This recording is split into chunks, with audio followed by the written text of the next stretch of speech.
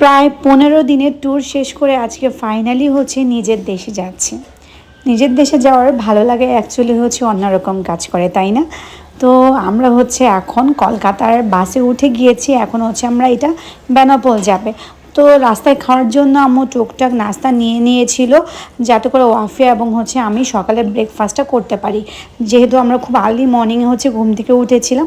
So এই তো আমরা চলে এসেছি এখন হচ্ছে বেনাপোল। কি সুন্দর গাছগুলো, তাই না? এখন হচ্ছে আমরা বেনাপোলে ইমিগ্রেশন কমপ্লিট করে ফেলেছি। এখন হচ্ছে আমরা এইখান থেকে বাসে উঠবো, বাট এইখানে হচ্ছে বাস কাউন্টারে হচ্ছে আমরা কিছুক্ষণ ওয়েট করছিলাম, যেহেতু সব প্যাসেঞ্জাররা আসেনি এখনও। তো একটা গরম গরম চায়ের সাথে হচ্ছে সকালটা শুরু করলাম। আই গেস এখন অ্যাকচুয়ালি হচ্ছে সকাল না, প্রায় অলমোস্ট হচ্ছে 10টা 11টা বাজে অ্যাকচুয়ালি হচ্ছে।